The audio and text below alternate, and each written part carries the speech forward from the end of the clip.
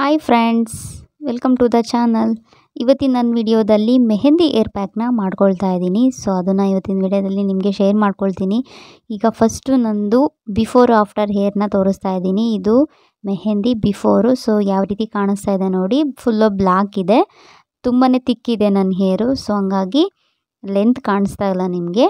ಈಗ ನಾನು 1 table spoon tea ಪೌಡರ್ನ ನೀರಲ್ಲಿ ಕುದಿಸ್ಕೊಳ್ತಾ ಇದ್ದೀನಿ. ನಾನು ತೊಗೊಂಡಿರೋದು ಇವತ್ತು ಮೆಹಂದಿ ಪೌಡರು, ಎನ್ನ ಮೆಹಂದಿ ಪೌಡರು. ತುಂಬಾ ಚೆನ್ನಾಗಿರುತ್ತೆ, ನ್ಯಾಚುರಲ್ ಇಂಗ್ರೀಡಿಯೆಂಟಿಂದ ಮಾಡಿರ್ತಾರೆ.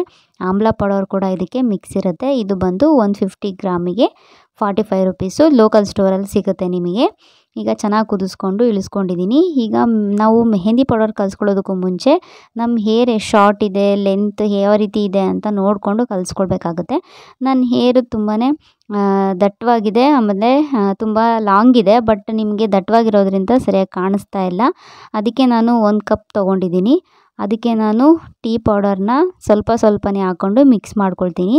ಇದು ಡಿಕಾಕ್ಷನ್ನು 1 ಟೇಬಲ್ ಸ್ಪೂನ್ ಹಾಕ್ಕೊಂಡು ಡಿಕಾಕ್ಷನ್ ಮಾಡಿಕೊಂಡ್ರೆ ಸಾಕಾಗುತ್ತೆ.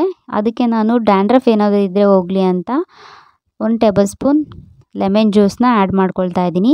ಈಗ ಮೆಹಂದಿ ಪೌಡರ್ ಹಾಕ್ಕೊಂಡಾಗ, ಮೆಹಂದಿ ಪ್ಯಾಕ್ ಹಾಕ್ಕೊಂಡಾಗ ಹೇರ್ ತುಂಬಾ ಡ್ರೈ ಆಗುತ್ತೆ. ಹಂಗಾಗಿ ನಾನು 2 ಟೇಬಲ್ ಸ್ಪೂನ್ ಕರ್ಡ್ ಹಾಕ್ಕೊಳ್ತಾ ಇದ್ದೀನಿ. ಹೇರ್ ಡ್ರೈ ಇರೋರು ಕರ್ಡ್ನ ಅಪ್ಲೈ ಮಾಡ್ಕೊಳ್ಳಿ. ಹಾಗೆ ಇದಕ್ಕೆ ನೀವು ಎಕ್ಸ್ಟ್ರಾ ಬೇರೆ ಪೌಡರ್ ಇದ್ದರೂ ಕೂಡ ಆ್ಯಡ್ ಮಾಡ್ಕೊಳ್ಬೋದು. ಅಂದರೆ ಶಿಕಾಕಾಯಿ ಪೌಡರು, ಆಮ್ಲ ಪೌಡರು, ಈ ರೀತಿ ಏನಾದರೂ ನ್ಯಾಚುರಲ್ ಇಂಗ್ರೀಡಿಯೆಂಟ್ ಆಗಿ ಮಾಡಿರೋವಂಥ ಪೌಡರ್ನ ಆ್ಯಡ್ ಮಾಡ್ಕೊಳ್ಬೋದು. ಈಗ ಕಲಿಸ್ಬಿಟ್ಟು ನಾನು ನೈಟೇ ನೆನೆ ಇಟ್ಬಿಡ್ತಾ ಇದ್ದೀನಿ. ನೆಕ್ಸ್ಟ್ ಡೇ ಮಾರ್ನಿಂಗ್ ಅಪ್ಲೈ ಮಾಡ್ಕೊಳ್ತಾ ಇದ್ದೀನಿ. ಟೋಟಲ್ ಒಂದು 8 ಅವರ್ಸ್ ನೆನೆ ಇಟ್ಟರೆ ಸಾಕಾಗುತ್ತೆ. ನನ್ನ ಹೇರ್ ನೀವು ನೋಡ್ತಾ ಇರ್ಬೋದು. ಈಗ ನಾವು hair pack, mehndi hair pack ಹಾಕ್ಕೊಳ್ಳೋದ್ರಿಂದ ಏನೇ ಯೂಸ್ ಆಗುತ್ತೆ ಅಂತ ನಾನು ನಿಮಗೆ ಹೇಳ್ತಾ ಹೋಗ್ತೀನಿ. ಈಗ ಹೇರ್ ತುಂಬಾ ಹೇರ್ ಫಾಲ್ ಆಗ್ತಾ ಇರುತ್ತೆ, ಅದು ಕೂಡ ನಿಮಗೆ ರೆಡ್ಯೂಸ್ ಆಗುತ್ತೆ. ಹಾಗೆ ನಿಮಗೆ ಡ್ಯಾಂಡ್ರಫ್ ಇದ್ದರೂ ಕೂಡ ಕಮ್ಮಿ ಆಗುತ್ತೆ. ನ್ಯಾಚುರಲ್ ಹೇರ್ ಕಲರ್ ಕೂಡ ಸಿಗುತ್ತೆ ನಿಮಗೆ. ಹೇರ್ ಇಂಪ್ರೂವ್ಮೆಂಟ್ ಕೂಡ ತುಂಬಾ ಚೆನ್ನಾಗಿರುತ್ತೆ. ಆಮೇಲೆ ಹೇರ್ ಡ್ಯಾಮೇಜ್ ಕೂಡ ಕಡಿಮೆ ಆಗುತ್ತೆ, ಡ್ಯಾಂಡ್ರಫ್ ಕೂಡ ಕಡಿಮೆ ಆಗುತ್ತೆ. ಹೇರ್ಗೆ ಏನೇನು ತೊಂದರೆ ಇದೆಯೋ ಎಲ್ಲನೂ ಕೂಡ ನಿವಾರಣೆ ಆಗುತ್ತೆ. ಹಂಗಾಗಿ ನೀವು ಇದನ್ನ ಒಂದು 15 ಡೇಸ್ ಅಥವಾ ಮಂತ್ಲಿ ಒಂದ್ಸರಿ ಆದರೂ ಮೆಹಂದಿ ಹೇರ್ ಪ್ಯಾಕ್ನ ಮಾಡ್ಕೊಳ್ಳಿ. ನಾನು ತುಂಬಾ ಮಾಡ್ಕೊತಾ ಇದ್ದೆ ಮುಂಚೆ, ಬಟ್ ಇವಾಗ ಕಮ್ಮಿ ಮಾಡಿದ್ದೆ.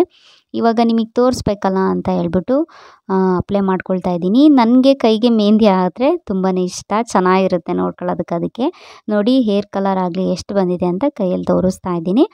ತುಂಬಾ ಚೆನ್ನಾಗಿರುತ್ತೆ, ನ್ಯಾಚುರಲಾಗಿ ಎಷ್ಟು ಚೆನ್ನಾಗಿ ಕಾಣಿಸುತ್ತೆ ಗೊತ್ತಾ.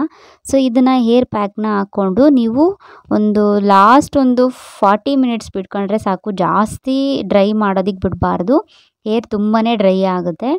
ಇದಕ್ಕೆ ನೀವು ಕೊಕೊನಟ್ ಆಯಿಲು ಅಥವಾ ಹೇರ್ ತುಂಬಾ ಡ್ರೈ ಇರೋರು ಅಲೋವೆರಾ ಜೆಲ್ ಕೂಡ ಇದಕ್ಕೆ ಮಿಕ್ಸ್ ಮಾಡ್ಕೊಳ್ಬೇಕು. ಈಗ ಫುಲ್ಲು ಅಪ್ಲೈ ಮಾಡ್ಕೊಂಡಿದ್ದೀನಿ. ಇದನ್ನು ನಾನು ಫುಲ್ಲು ಡ್ರೈ ಆದಮೇಲೆ ಹೇರ್ ವಾಶ್ ಮಾಡಿಕೊಂಡು ನಿಮಗೆ ಹೇರ್ ಡ್ರೈ ಮಾಡಿಕೊಂಡು ಕೂಡ ತೋರಿಸ್ತೀನಿ ಯಾವ ರೀತಿ ಕಾಣಿಸ್ತಿದೆ ಅಂತ. ಈಗ ನೋಡಿ ಹೇರ್ ಡಿಫ್ರೆನ್ಸ್ ನಿಮಗೆ ತೋರಿಸ್ತೀನಿ ಸ್ಕ್ರೀನಲ್ಲೂ ಕೂಡ.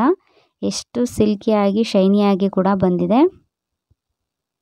ನೀವು ಯಾವುದೇ ರೀತಿ ಸೋಪ್, ಕಂಡೀಷ್ನರ್ ಏನೂ ಅಪ್ಲೈ ಮಾಡಬಾರ್ದು. ಮೆಹಂದಿ ಅಪ್ಲೈ ಮಾಡಿದಾಗ ಹಾಗೆ ವಾಶ್ ಮಾಡ್ಕೊಳ್ಬೇಕು ಅಷ್ಟೇ. ನೀವು ಹೇರ್ ಪ್ಯಾಕ್ನ ಹಾಕ್ಕೊಂಡು ಯಾವುದೇ ಹೇರ್ ಪ್ಯಾಕ್ ಆಗಲಿ, ಮೆಹಂದಿ ಆಗಲಿ, ಮೆಂತೆ ಆಗಲಿ, ಯಾವ್ದು ಹಾಕ್ಕೊಂಡ್ರೂ ನೀವು ಯಾವುದೇ ರೀತಿ ಕಂಡೀಷ್ನರ್ ಆಗಿರ್ಬೋದು, ಶಾಂಪೂ ಆಗಿರ್ಬೋದು, ಯಾವುದೂ ಅಪ್ಲೈ ಮಾಡಬೇಡಿ. ಯಾಕಂದರೆ ಅದರಲ್ಲೇ ಅದು ಮೆಹಂದಿ ಏನೇ ಆಗಲಿ ಪ್ಯಾಕು ಎಲ್ಲ ನೀರಲ್ಲಿ ಹೊಂಟೋಗ್ಬಿಡುತ್ತೆ. ಸೊ ನೋಡಿ ಈಗ ಡಿಫ್ರೆನ್ಸ್ ತೋರಿಸ್ತಾ ಇದ್ದೀನಿ. ನಂದು ಮುಂಚೆ ಹೇಗಿತ್ತು, ಈಗ ಯಾವ ಥರ ಹೇರ್ ಕಲರ್ ಕಾಣಿಸ್ತಾ ಇದೆ ಅಂತ. ತುಂಬ ದಿನ ಇರುತ್ತೆ, ನಾನು ಯಾವಾಗಲೂ ಹಾಕ್ತಾ ಇರಲ್ಲ. ಈ ಥರ ಮಂತ್ಲಿ ಒಂದ್ಸರಿ ಹೇರ್ ಪ್ಯಾಕ್ನ ಅಪ್ಲೈ ಮಾಡ್ತೀನಿ ಮೆಹಂದಿನ.